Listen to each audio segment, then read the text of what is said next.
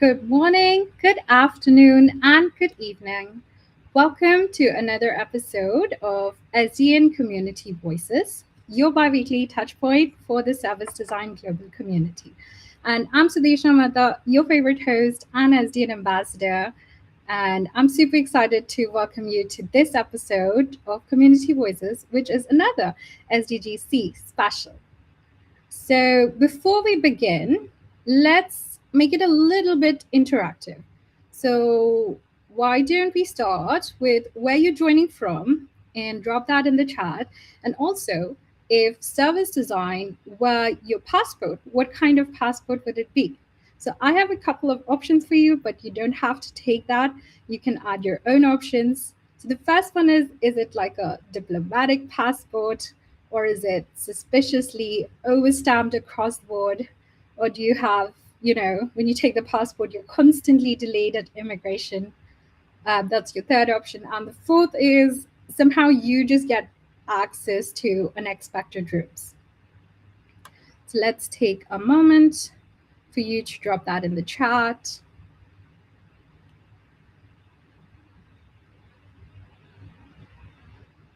All right, as you're answering that, so one of the questions that has come up in a lot of discussions across the internet and communities has been recently because after COVID, everyone's building these remote careers. So, how might we really build that borderless career that transcends not only geography, industry, and then culture itself, right? So, there has been a couple of trending words which are like career zigzaggers or portfolio careers. And that is something that we will also be exploring in today's episode. So if those are questions that you're thinking about, this is the episode for you. And because today's conversation is none other than borderless by design. So how do you really build that borderless career or community as you're growing in your global career? So we'll be exploring what it means not only to build communities, then service design across systems and cultures, and also a little bit of sneak peek into global gatherings like SDGC and what does it mean to kind of shape the future of our practice. And I'm incredibly excited to welcome our guest today, which is Nav Qirti. He's the founder of Ideactio Private Limited and MetaSkills Lab, and a driving force behind the service design chapter for Singapore and Frankfurt. So, Nav, before we bring Nav onto the stage, just drop your comments or questions in the chat and we'll take them live. All right, perfect. So, let's get started. Please join me in welcoming Nav. Let's see.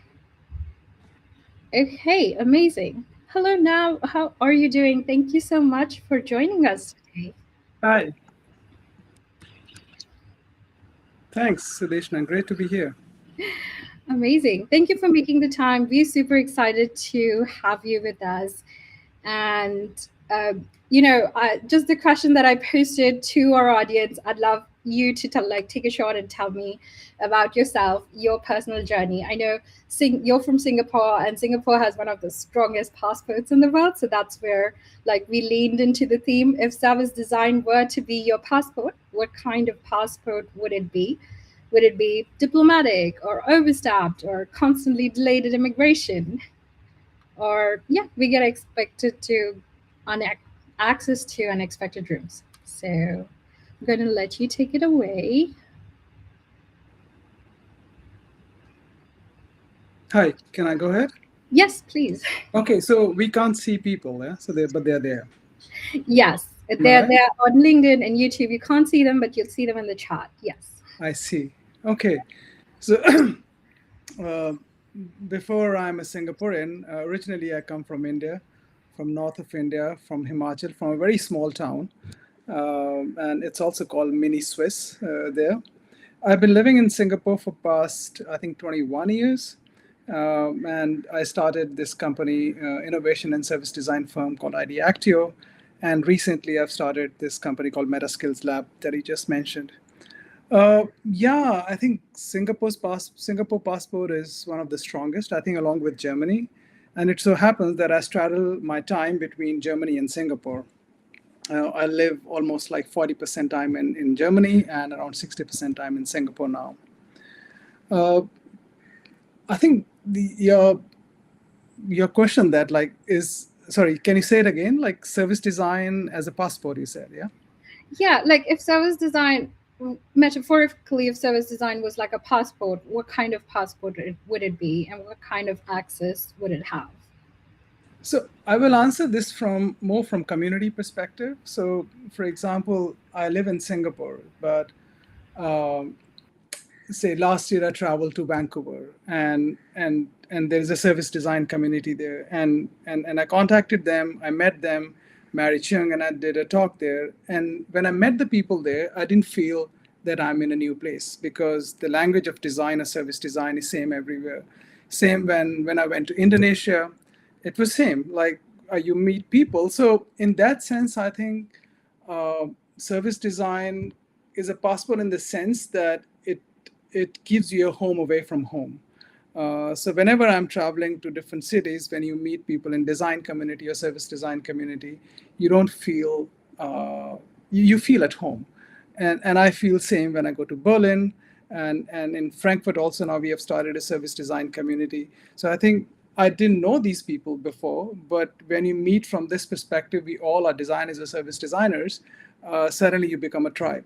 So for me, service design acts as a passport in that sense, not that it lets you be there, but it makes you feel at home wherever you go and when you connect with that community there.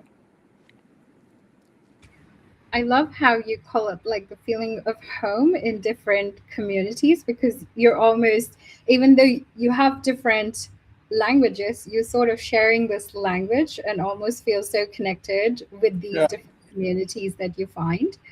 And as you said, like that's very special and you kind of cherish to hold that. What is like in this journey, like I know that we talk more in the sense of community, but I'm also curious about your journey, personal Mhm. journey into service design. So if you were collecting stamps, which Mhm. which stamp are you on now, and where did your journey start to bring you here?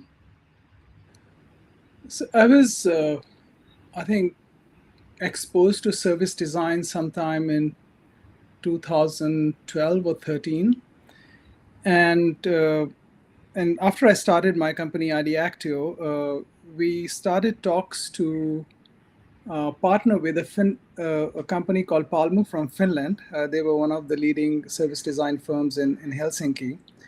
And that's where I got actively kind of not just exposed to, but to people and practices of service design. And Ideactio, my company, we partnered with this company called Palmu, and uh, one of the people who came from Palmu to kind of represent them in Singapore, Raima. Now he's a very good friend, and we are now also co-founded this MetaSkills lab, and we are working on this again. But that was my starting point into service design, and I'll just tell you one instance. When Raima came to Singapore, he came on I think 30th of March, and 31st of March he came to our office, and we were working on a project. And he just came to our kind of workshop room, and sorry, he came to a workshop room where we were kind of working on some kind of a project, and and he started just sparring with us, and then I realized this guy is 6 feet 3 inches, very different from me. He comes from Finland, uh, speaks a different language, mother tongue different. But when you start to work on a project, which is where we are using design principles and tools, our language was so similar, and I did not feel that I have never worked with this person again. And that's where I saw the power of like when you belong to a tribe, or when you speak a similar language, similar vocabulary, work through similar principles, and that's where you start to connect.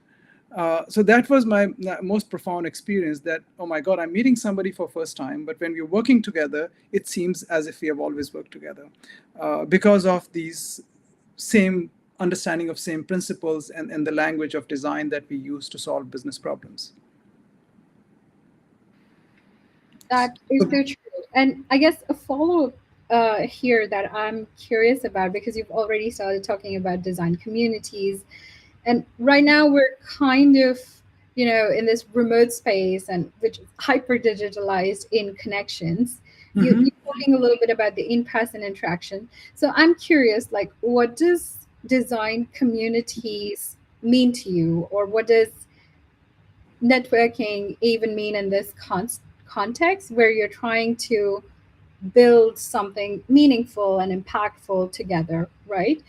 And how important it is to have design communities as a source that you reach out to and be a part of them to grow yourself. Yeah, I think in that sense, I don't like the word networking as much because it has Mhm. some kind of, like, I won't say negative, but some different connotation. But the way I see any community work, and that is not just about design community, but any community work, the essence of community is defined by the term giving. Are we giving something or not? And I think that's where, if that is the starting point, I think that's the right starting point. Because if you start with this concept of giving your time, giving your knowledge, just talking to somebody, and that was the idea we started this community with, and it was giving and fun actually. So no agendas. So in Singapore, for example, in 2014, we started this service design community as a very simple after work drinks. That, okay, like, we open our studio, we'll have some drinks, something to eat, can we just come and chit chat? And it went on for some time like that. And then slowly we realized that, the conversations are the people who are coming, they have a lot to share. And then we added this element of, hey, like, okay, we are having a chat, but hey, this guy Ronald will speak something, and he started to talk, and people starting to have. So the way we built this community in Singapore, and now, like even in Frankfurt and other places we are doing, is like, you're coming into somebody's living room, and that's the vibe. When you come into somebody's living room, how do you welcome somebody? Hey, come, let's chat, drink this. So that's the vibe we started with, and that has continued as well. So I think one element of any community is, are we having fun together? And no agendas means we are here with the spirit of giving, whatever we can give. Good time, sometimes learning, sometimes knowledge, or something else, but with the spirit of giving. And sorry, I lost my thought trail. So can you say something? Let me, then I Yeah. might remember So it. you were really talking about how people come together. It's a more homely conversation where you're inviting people to your living room or cafes. Essentially, you're building friendships and connections through Yeah, service design, and there yeah, are components to that. So you were just sharing the idea of giving. Yeah, it's not networking, but you would yeah, rephrase that in a way that builds connection between people. absolutely. Yeah, so I think with that spirit, we continued. And one of the things I felt and I realized during COVID, Mhm. because what we did in COVID was we were doing a lot of these evening get-togethers, like in many places we call it service design drinks or meetups. Uh, During COVID, this was not possible, so we pivoted in a way and we went online, and that's where this opportunity started. That if it is not physical, then we are not limited by geography of the place, that only Singaporeans will come to this meetup. We started partnering with, say, a service design drinks Tokyo. So I have a very good friend Kay. Now she has moved to, I'm not sure whether she's listening this, but she has moved to California now. And and she kind of said, like, like, why don't we do something together? And so we did, like, meetups like Tokyo, Singapore, and Frankfurt. Another time we did online meetup, Berlin and Singapore coming together. So this was good because it kind of opened up sharing and ideas of people who are in very different places, otherwise they would not have come together, which was good as long as the COVID lasted. But after that, we went on the same format that we have. We started to do in-person events, and that's where I realized in past 3 to 4 years we are quite active actually in Singapore. Minimum we do one event or meetup a month, but sometimes last November we had six, including some kind of workshops, because if there are people, very good friends of ours, Adam and Marcus, who are co-authors of This is Service Design Doing. So whenever they visit Singapore, so we do like a workshop and like maybe some community event, for example. And whenever people, because I live in two places, partially in Europe and in Singapore, so whenever people are traveling from Germany or Finland or wherever, like I have friends, for example, or anybody of our community members have friends, we bring them together as well. Yeah. So the second element after fun and giving, I think we realized that this idea of having this in-person connection is very important. Of course, online it can be used. Now this gives us an opportunity. You're sitting in Hyderabad, I'm sitting here, and I don't know where all people have logged in from.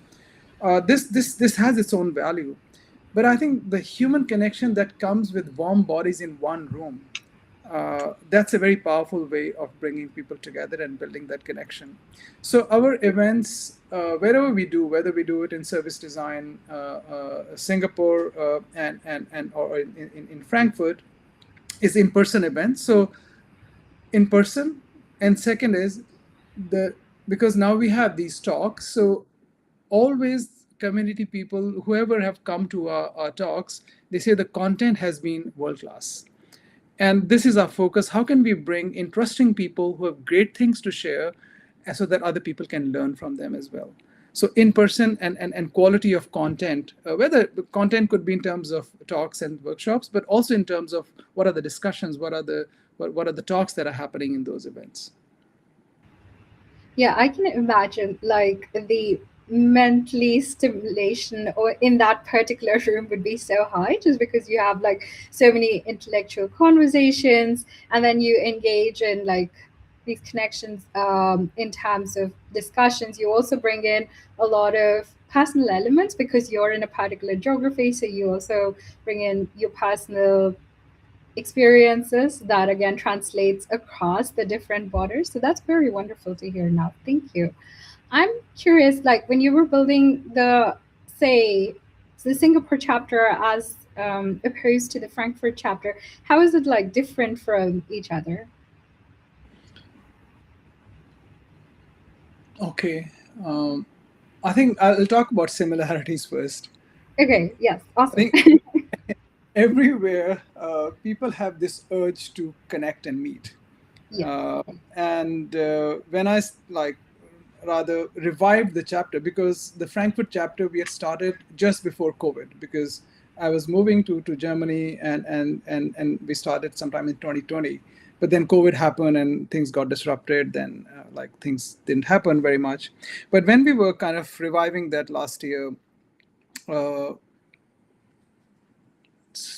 I think when I talked to Daniel Hoffman, who's kind of partner in bringing this together in Service Design Frankfurt, he's from Lufthansa Digital Hangar, and we were talking about it, and he said, we feel that there are service designers, but not everybody calls themselves a service designer, because service design is a way to bring innovation and design to life and solve problems.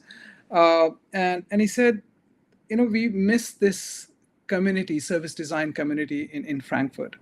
And so here again, this point of having that connection with people of your own tribe, I think that is something that is very similar. I think I'm not able to think of actually differences in a way, because I see rather similarities more than differences I see. If something comes to mind, I'll say. Yeah, definitely. I mean, you mentioned that it was like a home away from home, so I can imagine that that's the feeling of home. And having that kind of similar atmosphere really gives you the space to be yourself and explore your self growth more. So Yeah. amazing, awesome. Now, coming back to communities a bit, you've talked about hey, you host events, you host podcast, like you host a lot of talks and then workshops as well. I am starting to dig through and be like, what are some of the behind the scenes in terms of, we see the amazing posts, we see the great workshop. What's like the invisible work that happens behind the scenes that no one really knows and that goes into building these beautiful communities? I've seen that in any community work or any work in where like some kind of leadership is needed or some kind of initiative is needed. I think it's all about initiating first, and then you attract right kind of people. So, for example, I think some years ago in Singapore, we just announced like, hey, we need volunteers who can do this community work, come together. And if, like around 24 people raised their hands and they sent their names, and first time only 5 people showed up. And now we have around 11 people who are at the core of the community who are doing stuff. So I don't know, maybe I see it too simplistic. For me, community work or doing an event is very simple. Is there a date? Is there a place? And who are the people we can host? And it is quite simple, actually. It doesn't take much time. And if you are able to find the right kind of, and that comes from when you meet more people, you get more right kind of people who can come and speak, for example. So I see it very simple. We have a place, we have a date, and we have speakers, and let's do it. And yeah, behind the scene, then of course, there is a bit of pre-work to prepare, and then we kind of divide work, who is going to post, and then after the event, like how do we simulate everything together. But I don't see it as a lot of work because perhaps I see it more as a fun. Yeah. More fun. So there is not a lot of this thing happening. But now what we are doing is we are planning a mini conference or a forum in Singapore in July. That's incredible. Tell us more. Sorry? Tell us more about it. I think a lot of our audience would be super excited to hear about it. Yeah, so on 23rd of July, so it so happened, we were talking earlier, hey, we should host a global conference here. And then I think last year I was talking to Birgit, and she said, like, have you done anything before, like big scale? We said, like, we do a lot of events, but she says, like, hey, why don't you do something the way you do events, bring people together and let's see what is the appetite. And I think that's where this idea started. This was, I think, one and a half years ago we were speaking. So we are seeing this as a prototype and a like scaled up meetup, and some of very incredible people from around the world. They have agreed to come to speak as well. So we are doing it as a prototype, one-day conference where we just kind of bring interesting people together and see what conversations we can have. So that's the way we are looking at it. So have a date, have a place to host people, and have speakers, and then like invite people who want to come. So I see it as of course, this one is much more scaled up event and more money involved. So we are trying to bring like raise funding and so on and so forth. So it is not a simple event that we do like every month, for example. You should also come. You're not very far from Singapore. Absolutely. But that sounds so incredible. I honestly think if we shadow you around, we will see the mammoth of work that you guys are doing. But right now, you're like, okay, like have a place, have a date, and let's just get everyone in. I love how you've like simplified that so much, and I'm sure it resonates with everyone in terms of you're just looking at step by step, just build that thing and build it from events. You've already moved to workshops, and from workshops, you're going to scale it so much big into a mini conference. So we can see the scale of work that you've already put into building it a bigger community over the years. So wow, that's amazing. I would have loved to like get some tidbits from all the people in your community and get their thoughts as well. What's been most rewarding for you in this journey, personally? I think meeting people. Meeting people. Yeah. And that's what I said earlier. Like, you go to a city, you go to a place where nobody knows you, and you plug into the community, and suddenly so many people know you, and you know so many people. Not sorry, the other way around. You know so many people, and that was also when I was initially, before COVID, I was trying to move to Frankfurt for personal reasons. So my idea of kind of starting community there was, how do I meet people of kind of my type or my kind. And that's where we started this community, and people started to come, and now I know a lot of people there, for example. So I think the connection you form with people, I think that's, for me, is the most rewarding thing. Yeah, absolutely. And now that you've mentioned Frankfurt, I cannot let you go without talking a little bit about SDGC Yeah. because SDGC is happening there this year. So, and you've also like hosted some couple of events with SDGC with Bridget, Adam, and then one more person, I don't recall the name, but about Daniel. Daniel. Okay, yes, perfect. You did mention him earlier. So, can you share with us what has SDGC been like for you, and a little bit about some of the insights in those conversations that you've been part of? About this global conference you're talking about? Yes, correct. Yeah, surprisingly, like, I haven't been to any global conference ever so far. Yeah. Well, you're Uh, hosting one without being to it. I love that. yeah. That's amazing. Yeah. So yeah, but I'm kind of a great supporter of service design network community, and in whatever way we can bring anything or any value to it, like, more than happy to do that. And that's what we are doing through our community in Singapore and also in Frankfurt. In fact, all the events that we do in Frankfurt, we always talk about the global conference, for example.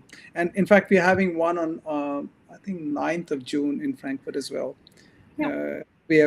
And I think the good thing about Europe is that you can bring in speakers from different, because you can fly in very fast. So we're bringing in speakers from Finland and Portugal, so to Frankfurt. So yeah, so I'm very much looking forward to the global conference, and it is happening in Frankfurt, where, like, we run the community as well.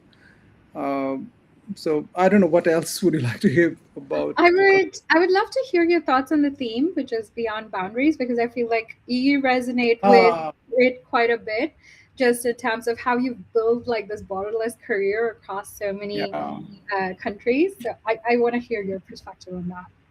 Yeah, actually, I didn't realize, but it is, and we came up with these two themes very separately. And when I was talking to Birgit, like, I think some time ago, and then she mentioned, like, it's so the global theme is beyond boundaries, Yes. and the Singapore, that smaller Mini forum that we are conference. doing, mini. Yeah. Oh, no, I would like, conference is a big word, so I don't want to put pressure on myself. Maybe a forum we are doing, and the theme that we have is intersections and transitions.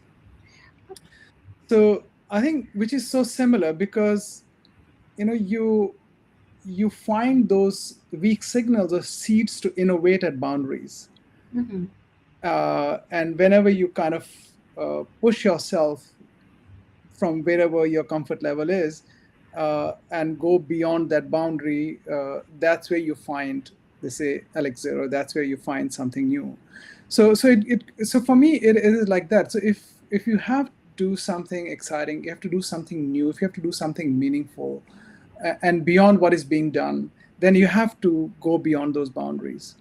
And for me, these boundaries, in a way, you also you find them at intersections of disciplines, intersections of cultures, intersections of hierarchies. And when you are at those intersections, that's where you need to build your self-awareness. Can we see those weak signals at those intersections? These weak signals, they become seeds for you to create the transition for yourself, so that you can create new change, something like that. So that's where I see both these themes. They are, if you push yourself, then you'll see something new. And when you see something new, that becomes the seed or the starting point for your transition to happen. And that's where innovation and new things happen. So that's how I see beyond boundaries as well as intersections and transitions, the theme that we have here. I love it. It's like a weird asymmetric mirror, like a symmetric mirror image of the thing. It's you have beyond boundaries and you meet at the boundaries that we are talking about, crossing the intersection. So I love how it resonates so closely. So you talked about intersections in terms of different industries, disciplines, and then also cultures and communities. What is what are some of the intersections personally, that some of the major points of your personal journey where you'd had to take a leap across these intersections to just broaden your horizon? Oh my God, so many. By training, I'm an Mapping engineer. out the system map now. By training, I'm an engineer, but I have not practiced Alright. that. But I think that gave me a way to think, and of Mhm. course, and a lot of friendships with the people I've studied with. So I think that by itself makes me cross-disciplinary, Yes. uh, because I'm not doing what I was trained for, but things that I learned there in terms of principles and ways of doing things that I'm applying in some other discipline or along with some other discipline. So I think that is one intersection of disciplines, and that's how I see service design as well. Service design is something, uh, something overarching that brings so many things together, uh, because it sees the whole thing as a system, Yes. wherever you're applying it, and it helps to kind of give a language to uh, bring those intersections together somehow. So I see this as almost like overarching discipline in that sense, if Mm-hmm. you make it so. So one is the disciplinary intersection. Second is cultural. I come from, even in India, I come from, say, from Himachal, from a very small town called Chamba. So I bring intersection of how a very small town boy who didn't know how to speak English till he was 18, uh, to somebody who has lived in and grown up in, say, Delhi. And how do you bring that intersection? And then somebody who has grown up in Indian ethos and system and education system, then you start to work with people in Singapore and internationally. So you bring that cultural and intersection of backgrounds, for example. That is another intersection. Um, and there's so many others, which yeah, I cannot off the top of my head think now, but I'm sure there are. Yeah, And, because and those are the major turning point, like points for you where you felt like, oh, I'm taking this leap beyond boundaries for yeah, myself. but I have to add one more thing. I Hmm. think maybe I'm making it too simplistic again. Uh, so, for example, as I said, I live in like partially in Europe and partially in Singapore. So, but wherever any new place I go, any new person I meet, I don't feel that that any different, or to me everything appears like, yeah, they're all human beings, Yeah. Uh, so so in that sense, I think the key lies in how comfortable are you at those intersections. Right. And because intersections normally, because that is about change, so that makes you uncomfortable. So if you learn to be comfortable in those intersections, I think then you start to see the things which you would not otherwise see. Yeah. And I also know that as someone who's a connector, you probably, even though the difference is you're very much someone who looks at the similarities and creates that sense of connection. So I can imagine how you're like always, depending even on these different spaces, just building the community that you have.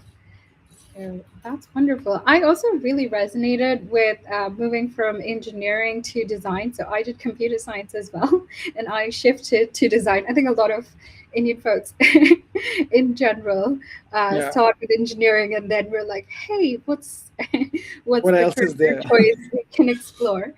Yeah. But that is also super interesting in terms of discipline because you were talking about it in context of previously where we were like, oh, their service design is not really called service design across the board. You could call it a lot of other things. but Yeah. still be a service designer. What are some of like the new emerging maybe titles or roles that you see encompassing service design?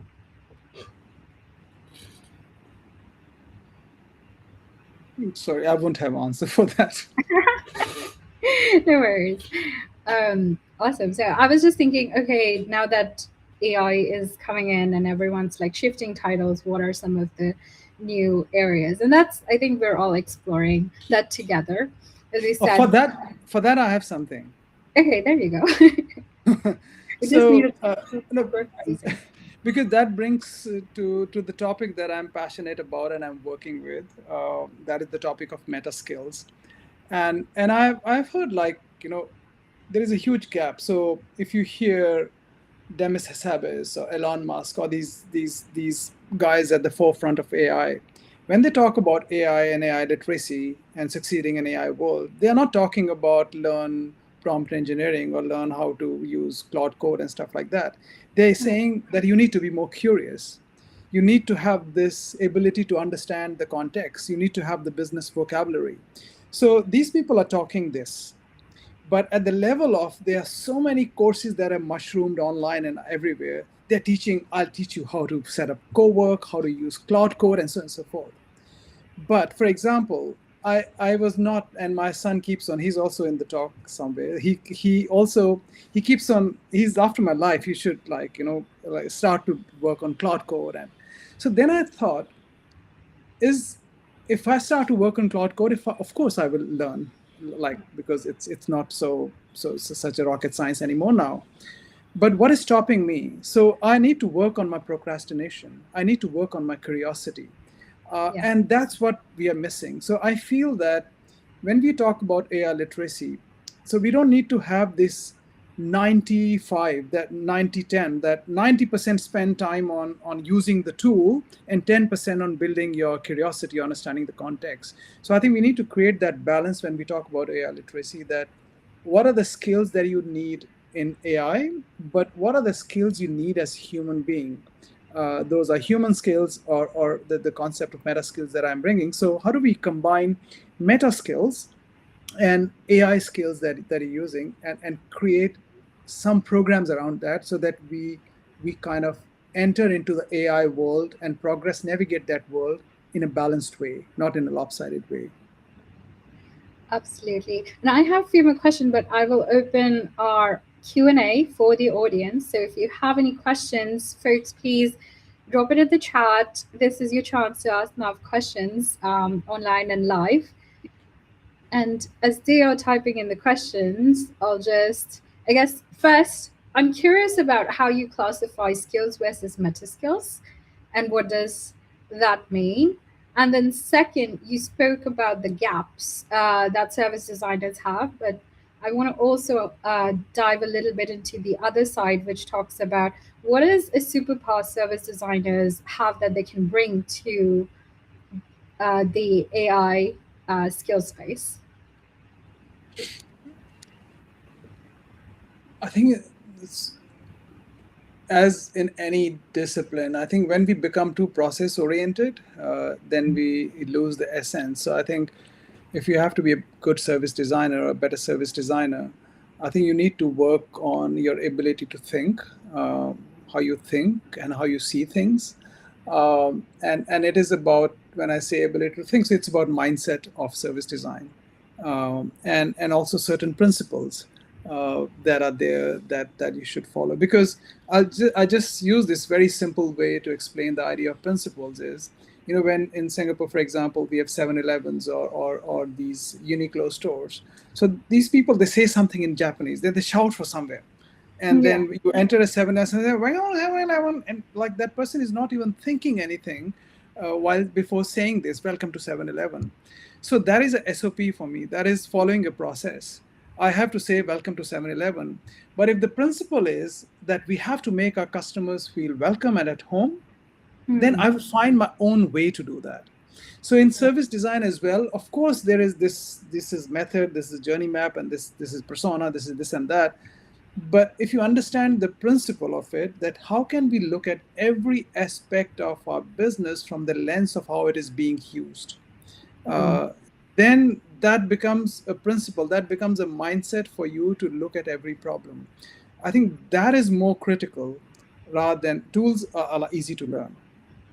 Yeah. And another one is, for example, when you send people to, hey, go and interview and gain empathy with the user.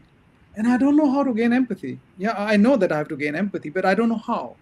So to learn that how to gain empathy and how do you break that, I think that becomes a more important a skill or mindset to have if you have to be a better designer, a better service designer. Absolutely. And I love that because we're looking at not only translating the process, but also translating the emotion. I know we had previously one episode on design research, and someone spoke about how, not welcome, well, there was a particular word, but I don't remember. I'll take welcome for now. Is Mhm. welcoming in India might be very different from welcoming in Japan versus what it is in America. So culturally, also, what feeling welcome means is very different in different geographies, different cultures. So it's so important to translate that emotion into Mm. action. Yeah.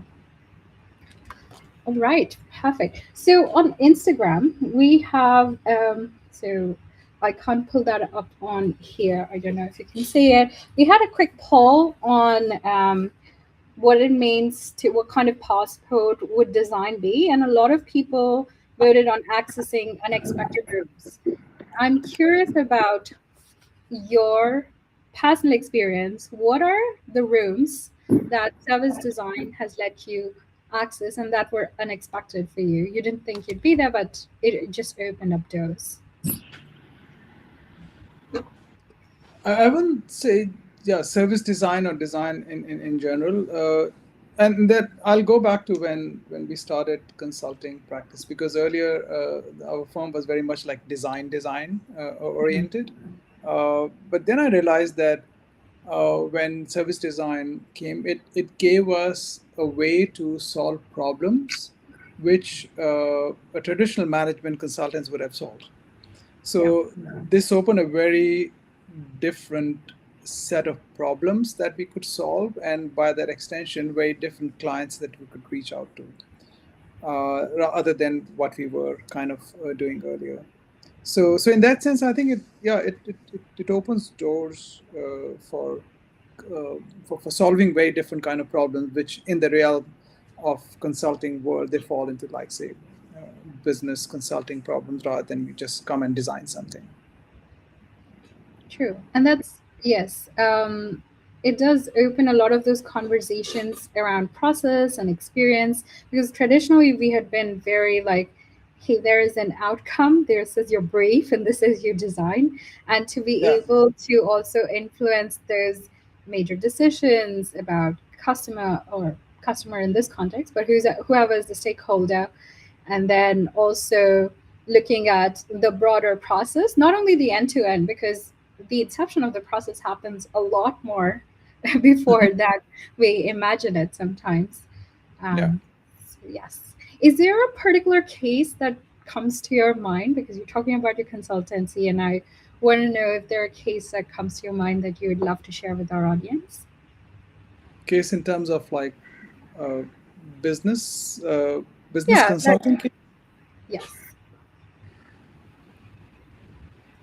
There are many, but I don't. I think we have very little time that I share Okay. about it. But yeah, Okay, that can probably open up a whole new yeah, yeah. conversation. All right, so we're at 45 minutes. Thank you so much, Nav, for joining us. I think you'll have more questions pouring in after the episodes because people are just getting up on the Europe and American side of the world. Um, Sure. Before we end, we'll do a quick rapid fire, which is one word or one sentence as we end the conversation. So, SDGC in one word.